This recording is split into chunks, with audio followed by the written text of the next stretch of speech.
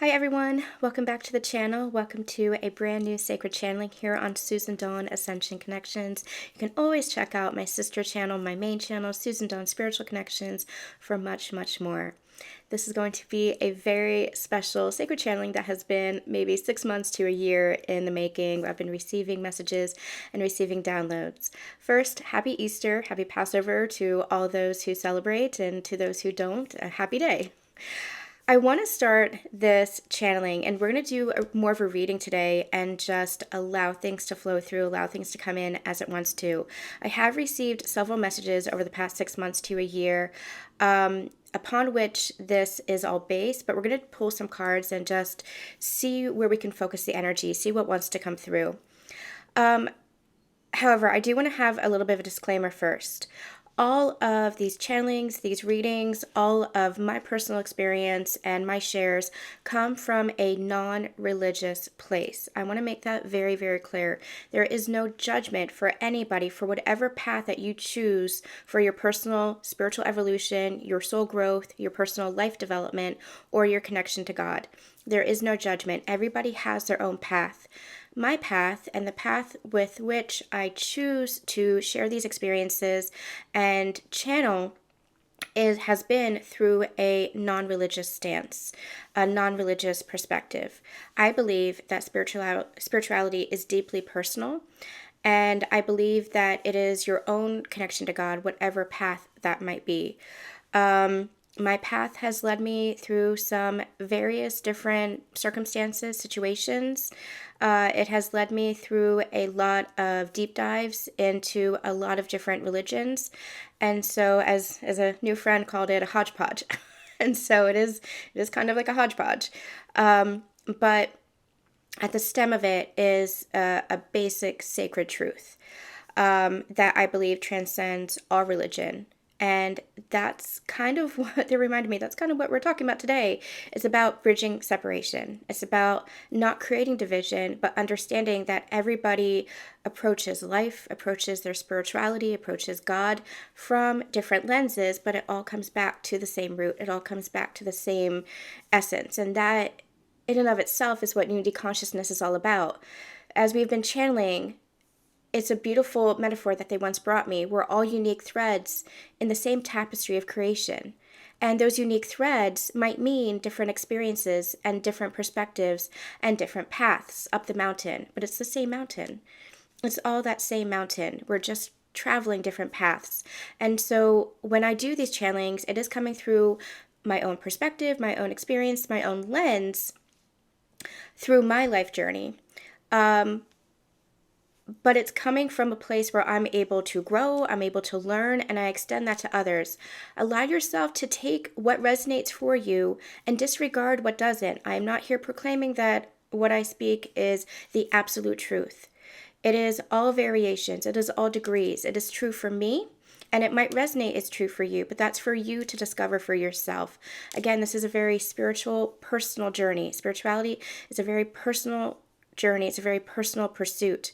We're just pieces of the puzzle here. We're just pieces of the puzzle helping to empower you and guide you along your path to determine for yourself what is true for you. So again, take what resonates for you. You don't have to accept it as your truth. Allow yourself to follow your journey and discover more for yourself. We're all pieces of the puzzle. We're all unique threads in that tapestry of creation. We're all transcending that mountain together in some way, shape, or form. And so I really embrace you being here, and I am very honored that you are here because you're teaching me as much as I am here to help all of you with whatever it is that I channel and bring to you. That being said, when we speak about more known topics, how do I say this? If we speak about my lens, my upbringing brought me through Christianity, it brought me through Judaism, it brought me through understanding a little bit of Buddhism.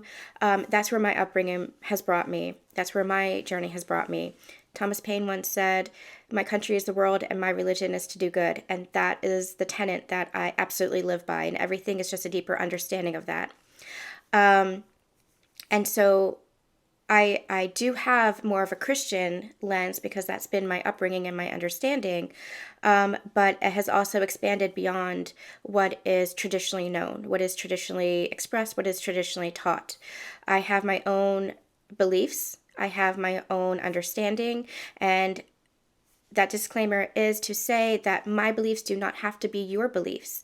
That's where I want you to really speak with yourself, trust yourself, honor yourself, and allow yourself to do the deep dives. Allow yourself to open up and expand in your perspective, expand in your beliefs. My beliefs have certainly deepened and evolved and even changed over the years as I've understood more and as I've come to realize more.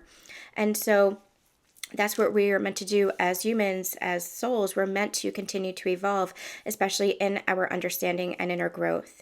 So, that being said, if I do speak on more, let's call it biblical topics, it is not through the lens of religion. It is through the lens of just sacred understanding, through the lens of sacred metaphor, let's call it, through the lens of expansion, wanting us to expand and open up our perspective. All right, so that's just a disclaimer. Take what is resonating for you. Allow yourself to disregard what isn't. Put it aside. Allow yourself to go into your own heart, see what resonates for you, see what feels true to you.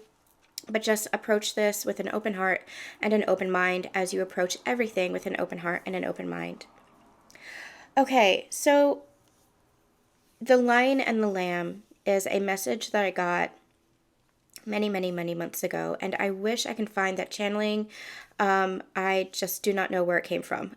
I can't remember what channeling it was in. It might have been a daily energy draw back to a year ago. I personally can't remember. I will try to look for it, and if I can find it, I will repost it. But I know that it came through because I had made a note of it, and it's been with me ever since. The Lion and the Lamb, and what I had channeled back then was the phrase, "The lion will sleep with the lamb."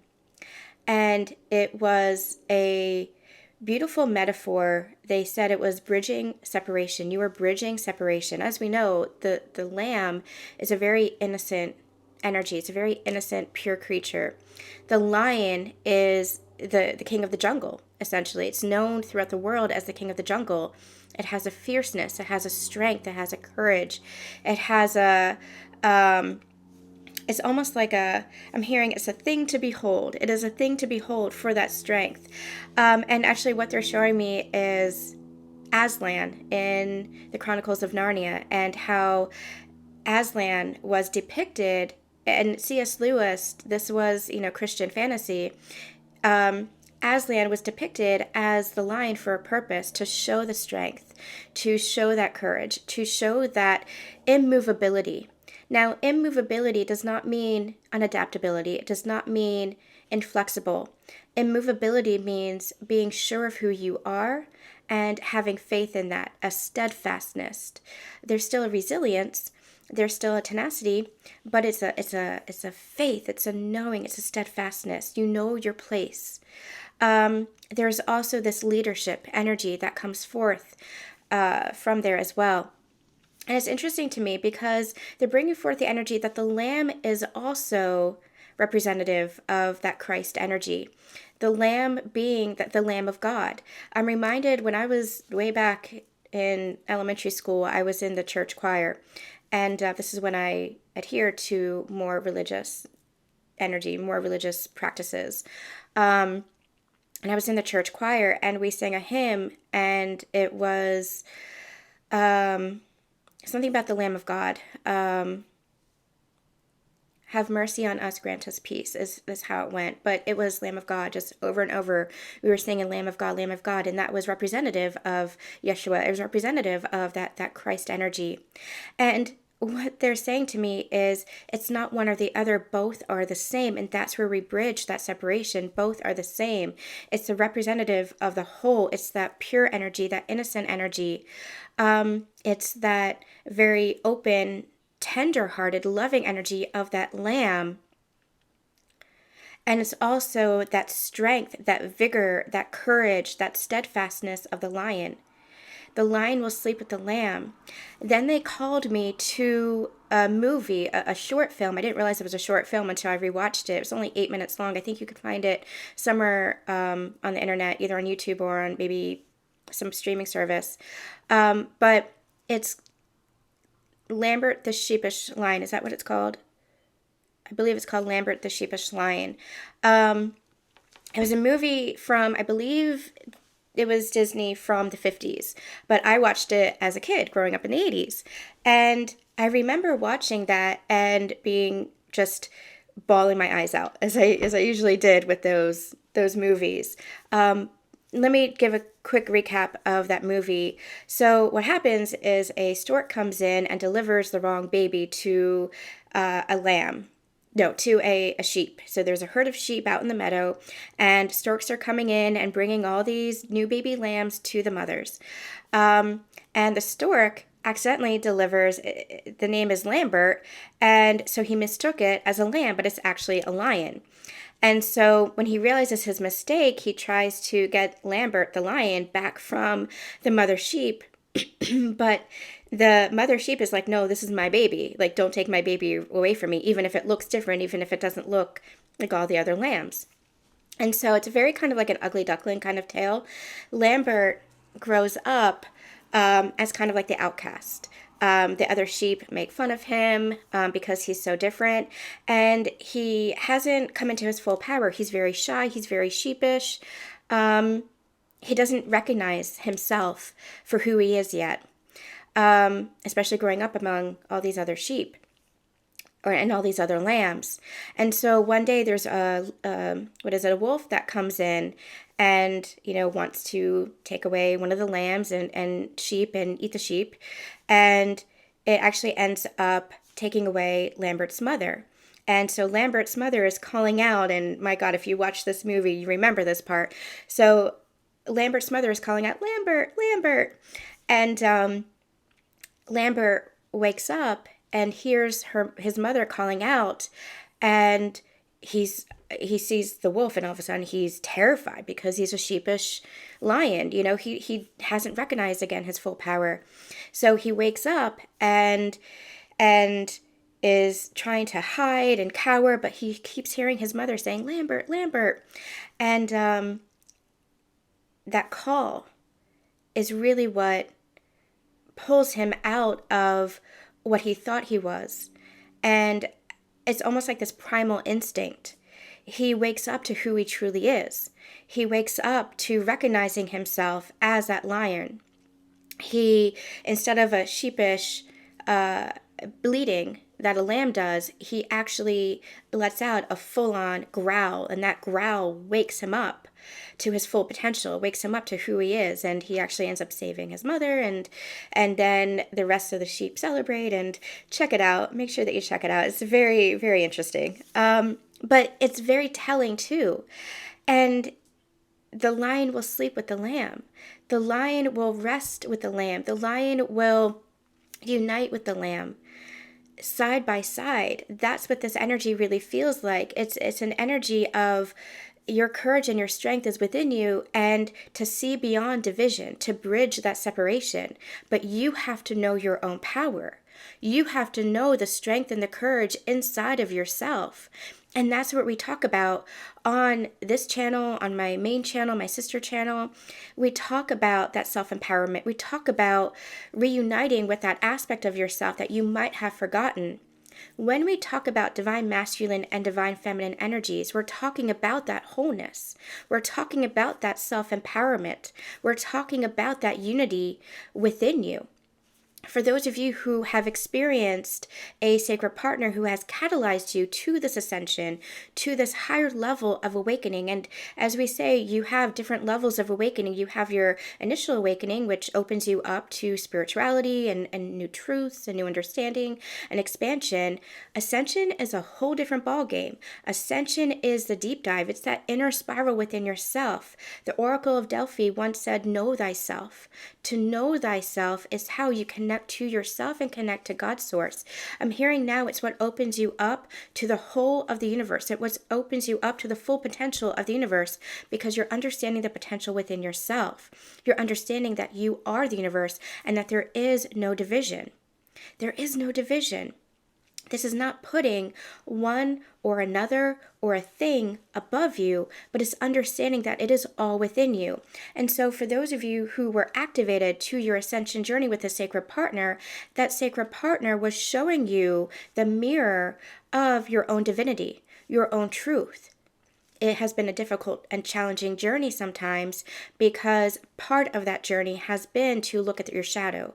Part of that journey has been to wake you up to your divinity, and you wake up to your truth through clearing out all of those old beliefs and all of those old distortions and all of those old shadows. I channeled a message and they're calling me to it now, so I'm going to share it here. I channeled a message, and I make notes in my phone because I get messages all the time. The darkness shows the light where to shine. This is the principle of the yin and yang as balance. This is the overcoming duality. The darkness shows where the light shows the light where to shine. So you can't have light without the shadow. That's the yin and the yang principle. You can't have the light without the shadow. The shadow shows the light how to shine, where to shine. It shows the light, the truth of your own divinity. And we're speaking about everybody here. Everybody has this within them. It's just recognizing that within yourself so that you can recognize that within others without judgment, without fear, without criticism, without hierarchy or superiority, or at the very essence, ego. So you can't have shadow without the light, and you can't have light without the shadow. That is the duality. But we learn that there is a middle way. There is a central path, a middle path, that it's not left or right, it's not blue or red, it's not up or down, it is all. That middle way is the all. That middle way is what unity consciousness is all about. It's about bridging the two. And you who are on this ascension journey have recognized that you are the bridge. You yourself are the bridge between matter and spirituality, between physical form and the energy of the universe. You are that bridge because you are here incarnated in physical form. I go into a lot of that in other sacred channelings and readings, so make sure that you are checking those out. Even old readings are timeless readings, so make sure that you're checking those out as well. They're bringing me now to another message that we had received, and I'm going to get into the reading. We're going to channel deeper into all of this, but they're bringing me now to the energy of the garden. So when we talk about divine masculine and divine feminine energies, if you're in a connection with a sacred partner, that partner helped you through your ascension or catalyzed you to your ascension to help you understand unity consciousness and help you understand your own inner energies within you. We go a lot into sacred partnership on my other channel. We go a lot into sacred partnership here, so you can check all that out as well. I'm not going to go into that in this video, except to reiterate the divine masculine and the divine feminine. You've experienced that perhaps in a sacred partnership, in a physical form, especially for those of you who are on the sacred union path of ascension. And again, remember that there are many paths up the mountain, and this is just one. And if you find yourself resonating with my readings, it could be that you have experienced a sacred partnership that was a catalyst for your ascension and your awakening. Your physical partnership with that person is representative of the energy, the masculine and the feminine within you. Again, I don't feel called to go deep into sacred partnership today, but it's just reiterating that it's the divine masculine and the divine feminine that many of you might have experienced in your physical experience, in your human experience with a partner. But it's also showing you the union within yourself.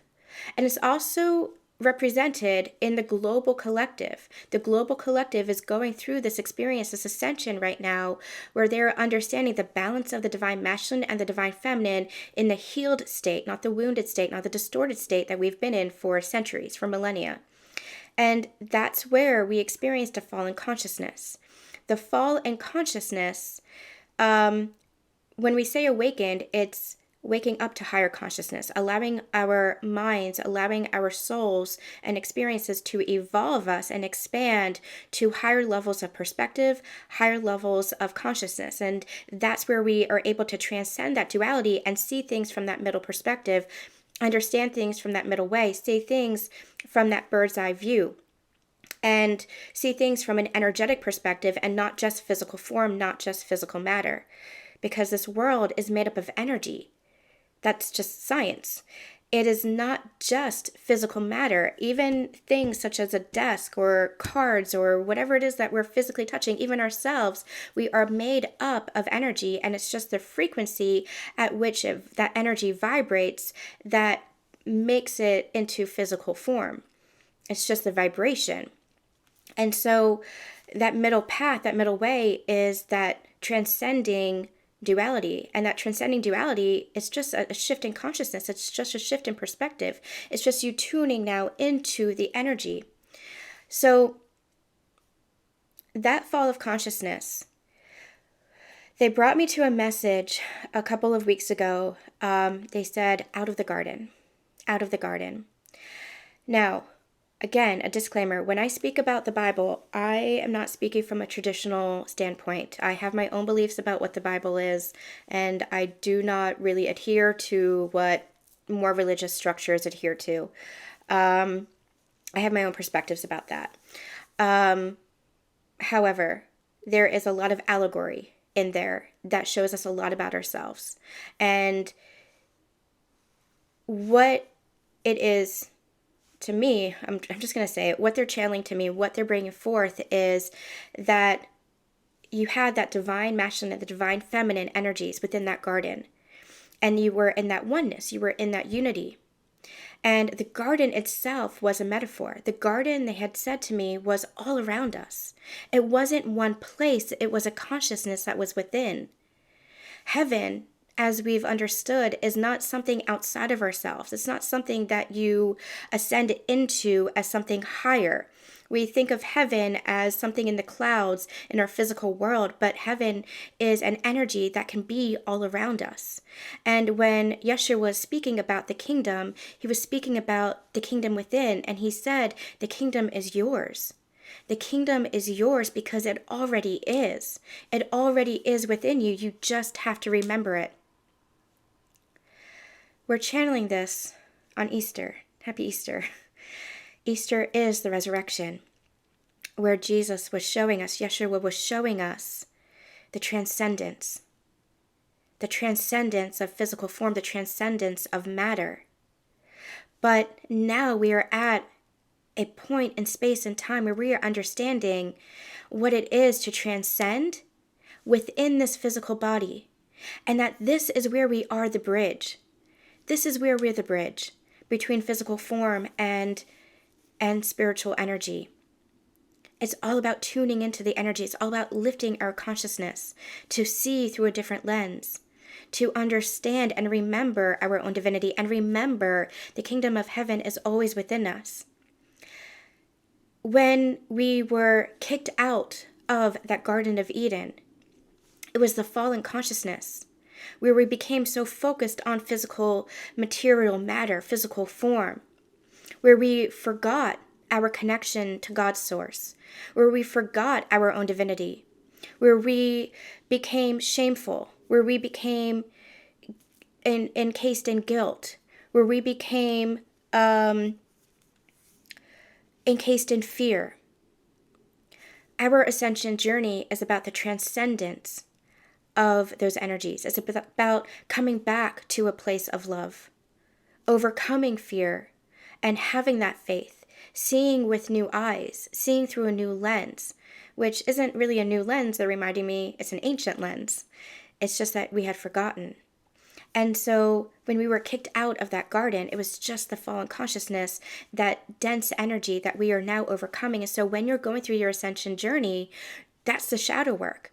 You are clearing that dense energy. You are clearing all of the patterns and the conditioning and the fear-based grids to remember that it's all about love, that it's all about connecting with yourself, connecting with others, honoring yourself, honoring others. It's all about connecting deeply with God, that God always has and always will be. And so it's a reminder as we go through our ascension journey, we're reminded that the Garden of Eden was a metaphorical place to represent everything within us. That kingdom of heaven is within us. That Garden of Eden is within us. They're reminding me that when I first launched my tarot and translation course, my Learn Tarot course, I had channeled something that your sanctuary, because we talked a little bit about creating a sanctuary, but your sanctuary is always with you. You don't need an altar. You don't need a church. You don't need a place in which to worship, in which to pray, in which to connect to God or yourself. You only need yourself. You only need that recognition. Your sanctuary is within you. It's always within you. Those things can be helpful tools, especially when it comes to creating and building community. But it's always within you. You carry that within you. And that's what the garden is. The garden is within you. Eden is within you. That divinity is within you. And that kingdom of God is within you. When we stepped out of the garden, we stepped into a world of very dense and heavy energy, fear-based grids and conditioning and patterning. And your ascension is helping you to transcend that. Your ascension, your inner work, your ascension is your journey of healing and remembering. That's all your ascension is. It's a remembrance. But it takes some inner work, because it takes some work to change your patterns. It takes some work to make new conscious choices. It takes some work to be aware of your behaviors. But we always say that your awareness is your point of power. It's your point of reference. When you are aware, oh, this is a pattern that I had created. This is a conditioning response. This is where my pain had led me. And now I want to make a new choice in an energy of love. I've learned now. And from that learning, I can make a correction. From that learning, I can shift. From that learning, I can make changes in my life, within myself, within my connections, within my world. But it all starts within here. It all starts within you. And that has a ripple effect to change the entire world. But it all starts within you.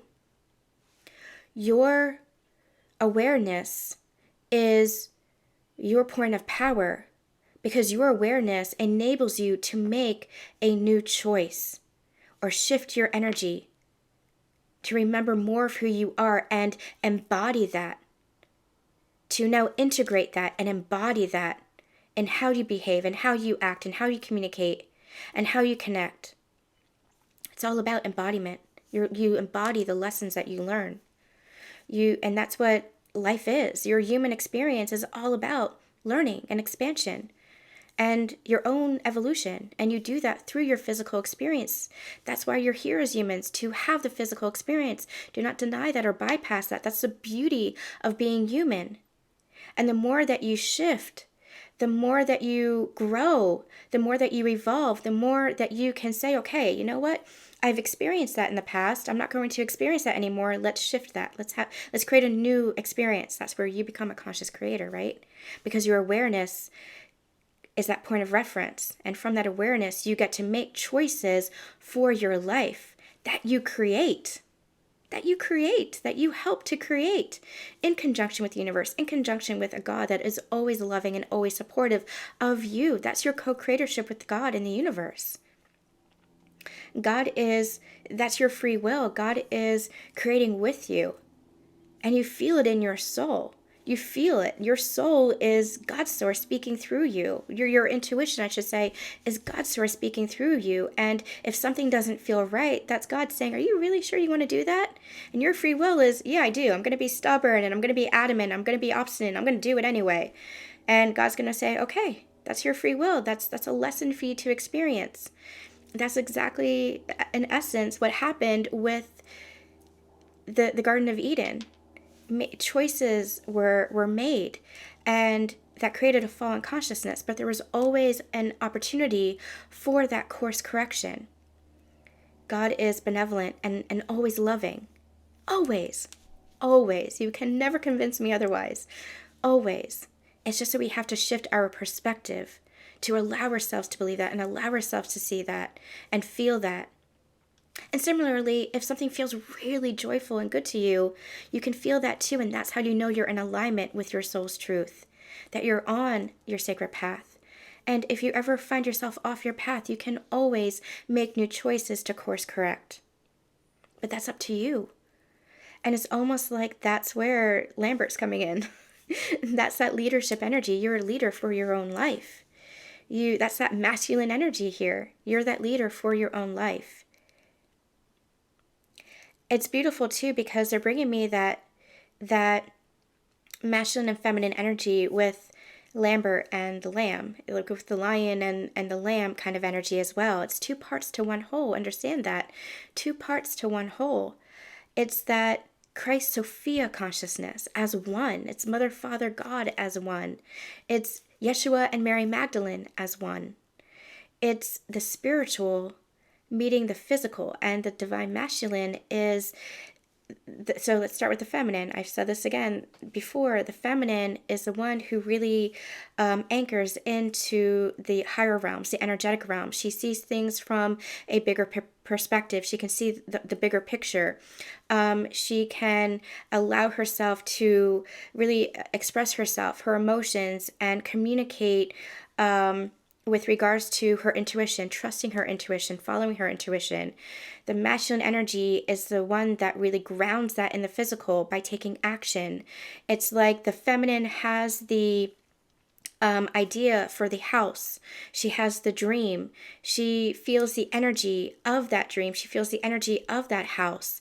And the masculine is the one who actually builds that house, who takes the dream of the feminine and anchors that into physical matter, into physical form.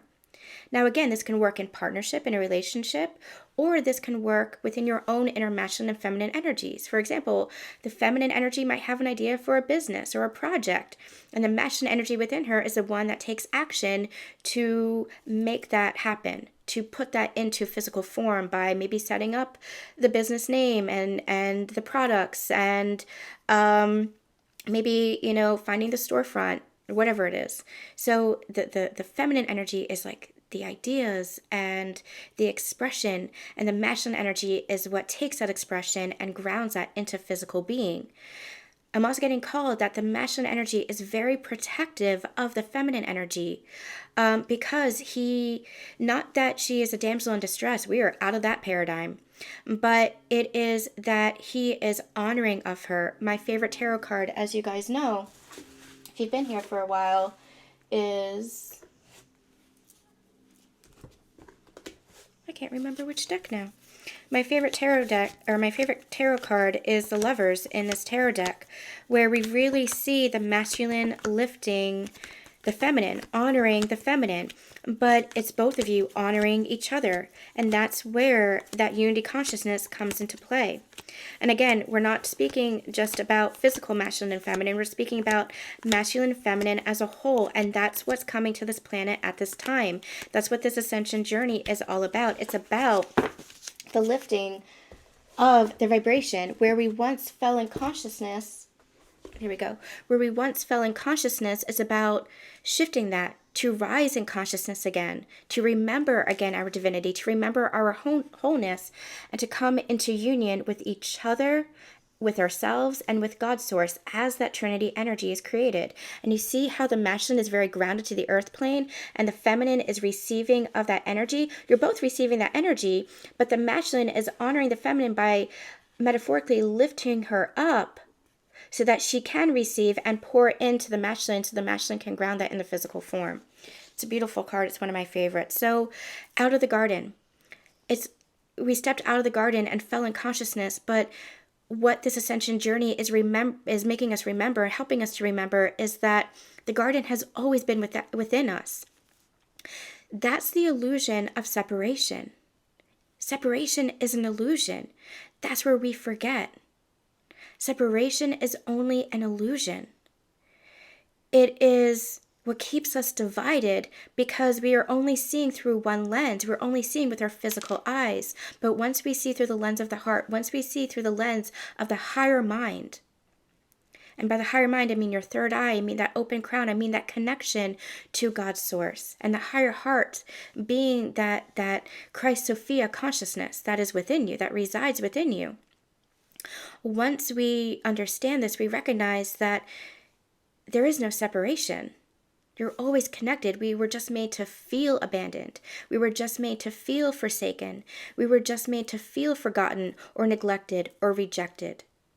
And that has played out in our physical experience.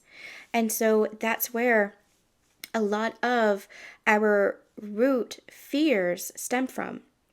It stems back from this fallen consciousness where we felt abandoned, where we felt forgotten, where we felt forsaken or neglected or rejected. And so that's, in essence, I talked about this a little bit in the Healing and Harmony channeling separation. If you want to go deep into your own healing, I have an activation series available on my website. You can choose a keyword for whatever it is that you're healing at this time to help you understand your healing and facilitate your own healing. For example, if there's an energy of betrayal that you're working through, if there's an energy of projection that you're working through, if there's an energy of there's just a whole series there. But the separation video is free. I'll link it in the description box below. This is what we're healing. We might experience this in our physical lives through maybe feeling betrayed or abandoned or rejected by people in our life. But it's just playing out because it's showing us where we actually feel rejected by God's source, or we actually feel rejected or abandoned by God, or we actually feel rejected within ourselves, where we're rejecting ourselves because we're rejecting God. It all comes down to that root, and there's a beautiful metaphor in that, and it's the tree of life is what they were showing me. And there you have the branches, and that's your physical experiences, where you might have experiences with partners and family and friends and experience all these things. But what it comes down to is the root. The roots are firmly planted. The roots are your connection to God, and that never goes away. That never goes away. You might be so fixed on the branches and the tree limbs that you forget that you're always connected to God's source. God's source is always there. We just might not be able to see that root because we're not always so fixated on it, especially as humans. But I encourage you guys to check out that channeling for more in-depth on that topic, because it was really a beautiful channeling and metaphor. But that's what it comes down to. And when you stepped out of the garden, you fell, well, collectively we fell in consciousness. We forgot. And we felt abandoned by God. And that's been carried through lineage and ancestry and timelines. And that's what we're healing on this ascension journey. We're remembering that there is no separation, that God has always been part of us. The garden, Eden, the kingdom has always been part of us. It was just the illusion that it wasn't. It was just the veil had been so thick that we couldn't see. So I want to do a little bit of a reading and see what else they want to talk about today, especially today being Easter. And it feels like just this beautiful energy of rebirth, this beautiful energy of resurrection. But what's being reborn here? What's being reborn, the Christ energy, the Christ-Sophia energy, because I don't believe you can split the two. The Yeshua energy is that consciousness. It's what's resurrected is that consciousness. What's resurrected is that faith. What's resurrected is that understanding that it's always within you. Ascension is not something to attain. It is a process that you experience to clear out that lower density energy, to shift into higher consciousness. And that's all it truly was. So let's get some more and see what else wants to be said today. God source, please bring through the best and highest messages for my collective. Interesting. We have the crucifixion come through. Ooh, wow. And we have illumination at the bottom of the deck as well. I'm also getting called to Oh my gosh, the matrix here, and beneath that we have the resurrection. This is all talking about what it is that we're saying. The matrix is that dense energy that we gridded into. It's that lower consciousness energy that created a pattern, that created a conditioning that we adhere to. And so what our ascension journey is, it's the illumination of our truth, our innate truth, not what somebody is telling us, not what somebody is dictating to us or indoctrinating to us. It is our own truth. We talked about this a little bit in the disclaimer. When I hit record, you guys, I begin channeling no matter what it is that I'm sharing, even if it's personal experience. That has been my connection with God's source.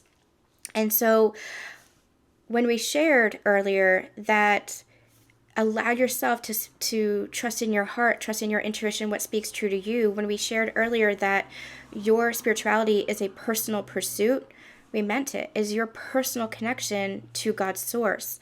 Not what somebody says, but to allow yourself to think for yourself, to feel for yourself. Everybody, you might have teachers and guides and mentors along your journey. You might have books that you read or movies that you watch or music that you listen to that have an influence on you. But when you're in alignment with your soul, those parts of your experience are leading you to your own truth, to think for yourself, to consider for yourself. Along my own journey, my journey took a very natural course, interestingly enough. On my journey, I was led intuitively to certain books that I felt called to read or certain movies that I felt called to watch that helped me put pieces of what I was experiencing together. It's all coming from God's source. It's all through God's source. If you have to trust your heart, you have to trust what is in tune with yourself. And again, if it feels very restrictive, if it feels judgmental, critical, or fearful, that is not God's source. That is not God. God is always loving. God may also be a little bit tough love. God and the universe will challenge you, but it will always be loving. Always be loving. And so that's where you allow yourself to trust in your intuition and trust in what is your feeling, trust in the vibrations. Is it feeling restrictive? Is it feeling constrictive? Is it making you want to go like this? Allow yourself to take some time and understand why. Is it triggering you? Why is it triggering you? What is it that resonates or what is it that doesn't resonate? And then if it's triggering you, allow yourself to contemplate that. Is that an old belief? Is that an old pattern? Is that an old wound or trauma that I have to heal? And allow yourself to go through the process of healing it. Similarly, if something is really resonating with you and something is really speaking to your soul, even just a kernel, even just a little bit of a spark of a flame, allow yourself to explore that. Dig deeper. Find other resources. Dig deeper. Allow your curiosity. Allow yourself to be curious. Questions are where you find the answers. You have to ask the questions in order to find the answers. And go directly to God. Ask for clarity from God. The universe will always respond. Maybe not in the ways that you expected, but the universe is always responding to you and your energy. Remember, you are part of the universe. You are co-creating with the universe. So I feel like that is... We're going to do more channelings with this deck. This is the Magdalene Oracle deck. I absolutely adore this deck. There's a lot of energy that's coming through here, so I do feel like we're going to do some more channeling with this. More channeling with Mary Magdalene specifically as the feminine energy. We are going to be channeling with Kuan Yin and Kali Ma in the coming weeks, probably more towards late spring. But we are going to be doing a lot more with feminine energy specifically. I've just been feeling it. A lot of messages coming forth with feminine energy. So we have the crucifixion and we have the resurrection that came out. The crucifixion, it's what I'm getting just from this energy is just allowing for that rebirth. and allowing for that surrender so that you can go through that rebirth, so that you can go through your own rebirth, your own resurrection. And resurrection is this purification process, and that's what you're doing on this ascension journey. When you look at the broader picture of what your ascension healing journey is about, you're clearing out what I like to call that soul sludge. It's that dense, heavy energy. It's the patterns, it's the conditioning, it's the programming. Again, allowing yourself to think for yourself, allowing yourself to open up to yourself, allowing yourself to remember who you are. They're calling me back to Lambert, the movie. And it's just, that's what I mean by God's going to guide you. The universe is going to guide you to what you need for your truth, for what you need on your journey. Because I was guided to that movie to watch it, and there's so many pieces of the puzzle that's making sense to me now. Especially for what they're bringing forth here as metaphor. So again, when you had Lambert as that sheepish, almost cowardly lion who didn't know who he was, and he just basically accepted that. But when he was called to rise, when he heard the call, he rose. He answered the call. And he allowed himself to speak. He allowed himself to express himself. And again, I'm just reminded of that scene where he first tried to call back out, and it was very like he tried to bleat, just like a lamb, but he's not a lamb. He is a lion. He is him. And he had to remember that. And he tried again and again, and all of a sudden he lets out this voracious roar. And there was just so much energy around it, and it's like, yes, this is who I am. This is who I am. That's what happens when you express yourself. That's what happens when you speak your truth. You allow yourself to be who you are without fear holding you back. You allow yourself to be fully embodying who you are. You allow yourself to embrace the fullness of who you are, the wholeness of who you are. That's where you bridge the separation within yourself. That was his own resurrection. And they also want me to mention that he didn't have to go through an actual physical death to experience that. And that's where Yeshua is coming in and saying, I did die, metaphorically and physically, to show you the metaphor of what that is, to show you what you're capable of. But now, as the bridge, you're going through your own ascension journey. But in this time and space, you're going through a metaphorical ascendance where you are the bridge within yourself. It happened during that time, that ancient time, to open us up to a new awareness and a new understanding of ourselves. He was here to show us, very much as a man, to show us our own divinity. The kingdom of heaven, he always said, is within you. It's within you. Allow yourself to recognize that. That Christ consciousness is within you. Your connection to God is always within you. And so he was here as that beautiful example. There have been other examples of these ascended masters. Buddha, Krishna. Beautiful examples of ascended masters to show us through all of history and all of various religions, to show us that it's not about the religion, it's about the consciousness. And so it's about this ascension journey in this time and place is about recognizing yourself as the bridge. And that higher heart, I keep touching my heart because I feel it here. That higher heart is where your ascension takes place. Your higher heart is that sacred part of yourself. Your higher heart is where that divinity really resides. That higher heart ascension. And I'll put a link to that channeling in the description box below from maybe a year or so ago. And sometimes you have to go through a death and rebirth. And that death and rebirth, again, death is just transformation. That's what Kali Ma taught us. Death is just a transformation, an energetic transformation. And it is part of the cycle of life itself, but part of the esoteric life, part of the energetic life.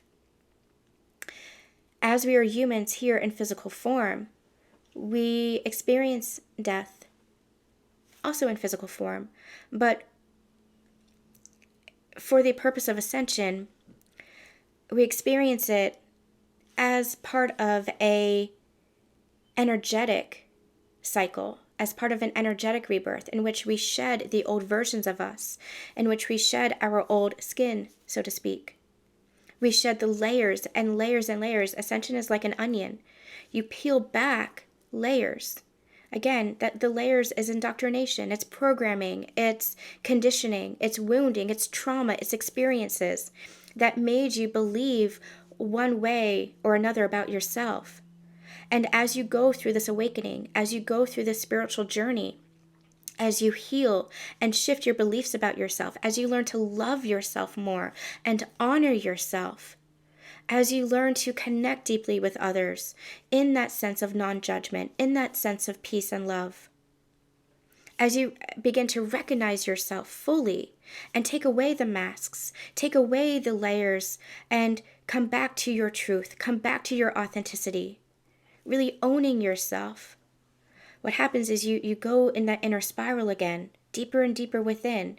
You ascend, your energy lifts, you can feel that. As you go through your transformation, your frequency changes, your vibration changes, your energy elevates. You can feel that. You feel more joyful, you feel more peaceful within because you're clearing out all those old layers of fear and anxiety and inauthenticity and lack. You're clearing out all those fear grids and all that trauma and all the wounded responses. You're clearing that out. And you're going deeper and deeper within. So you're lifting your vibrations and you're feeling amazing. But what you're doing is you're going deeper and deeper within yourself. You're looking deeper at your beliefs, doing those deep dives into the healing. Okay, where's the deepest belief? Where is that trauma still running its programming? Where is that wound still activated? You're going deeper and deeper within to clear it out. And the more you clear, it's like this. It's like a glass of water, right? You have a clear glass of water. And that soul sludge, as I like to call it, the fear, the lack consciousness, the scarcity, the anxiety, the whatever it is that makes you feel really dense and really heavy, it's like mud filling up that glass. And the more you do your healing work, your shadow work, the deeper dives you go into. And again, your awareness is your healing. Your awareness is allowing yourself to shift your beliefs. Say, where did this belief come from? How can I shift it? Who do I want to be? What do I want to embody? Well, then you are taking a pitcher of clear water and you're pouring it into that glass. So the muddy becomes less soul sludgy, becomes less dense, and the mud breaks up, and you keep pouring in that light, you keep pouring in that love, you keep pouring in that healing, you keep pouring in that connection, that faith, that peace, you keep pouring it in. And eventually, the water in the glass becomes clear again. That's your rebirth. That's your death and your rebirth. That is your resurrection. That's where you are essentially born again, and you're born again 1,000 times. 1,000 times with every healing cycle. And it gets easier and easier. So, that garden, that kingdom is always within you. You just had to remember it for yourself. You just had to remember for yourself who you are. And that there is no separation. You had to remember for yourself and bridge that separation. Remember for yourself your truth. Remember for yourself your connection to God.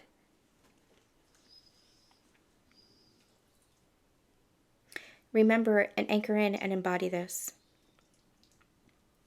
All right, we're going to be back with much more in this energy because this is not the end.